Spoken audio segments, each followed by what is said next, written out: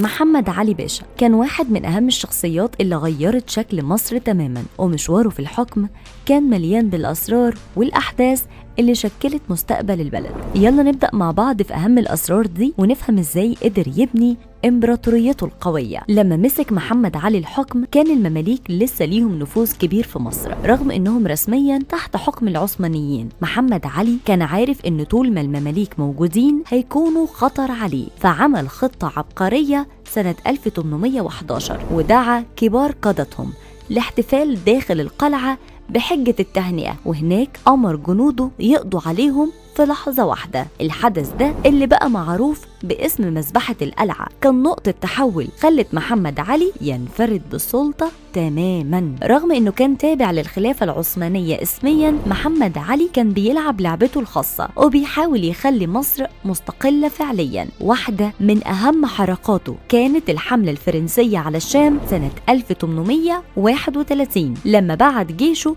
بقيادة ابنه إبراهيم باشا وقدر يكسب ضد العثمانيين. نجاحاته دي خلت العثمانيين يعترفوا بحكم مصر رغم ان القوى الأوروبية كانوا دايما بيحاولوا يحدوا من نفوذه ده، لأن محمد علي ما كانش مجرد حاكم بيقعد في القصر، ده كان عنده طموح توسع كبير. فشن حملات على الجزيرة العربية وأسقط الدولة السعودية الأولى وكمان احتل الشام. السر بقى إنه كان بيلعبها صح مع الأوروبيين، كان بيحاول يكسب ود فرنسا وإنجلترا عشان يضمن دعمهم أو على الأقل عدم تدخلهم، وده ساعده في تحقيق أهدافه. محمد علي كان عنده رؤية إنه يخلي مصر دولة قوية صناعياً وزراعياً، فبدأ مشاريع ضخمة في الزراعة والصناعة زي مصانع الغزل والنسيج والأسلحة، وعشان يعمل ده فرض ضرائب تقيلة على الفلاحين واستغلهم بشكل كبير عشان يمول مشاريعه. صحيح مصر تقدمت في عهده، لكن الفلاحين اللي دفعوا الثمن. محمد علي كان عارف إن مفتاح القوة مش بس في الجيش لكن كمان في العلم، فأسس مدارس جديدة وأرسل بعثات لأوروبا عشان يتعلموا أحدث العلوم العسكرية والهندسية، لكن ركز أكتر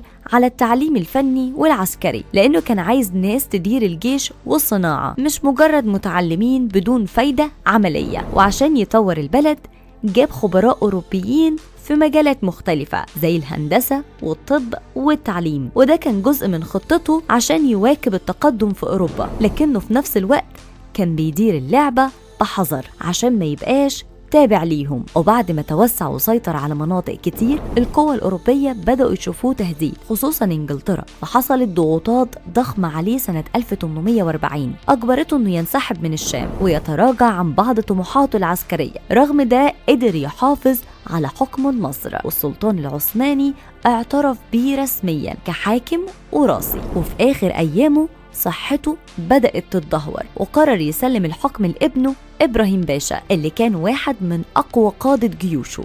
إبراهيم كان عبقري عسكري لكن حكمه ما استمرش كتير لأنه مات سنة 1848 قبل وفاة محمد علي بسنة واحدة. إبراهيم باشا ما كانش مجرد ابن محمد علي، ده كان بطل عسكري بكل المقاييس.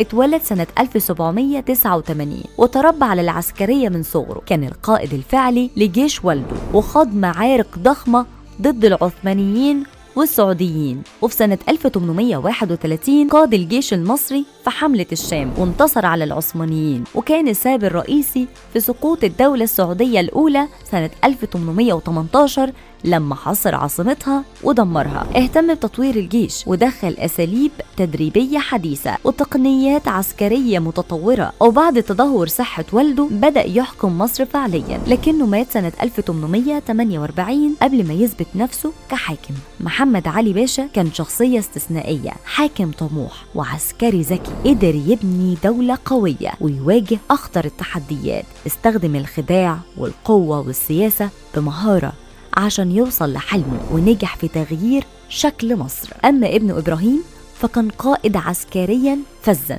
لكنه ما حصلش على فرصة كافية للحكم بسبب وفاته المبكرة. حكم محمد علي كان مليان بالأسرار والتحديات لكنه بلا شك كان بداية مصر الحديثة، واللي حصل في عصره هو اللي مهد الطريق للي جاي بعده.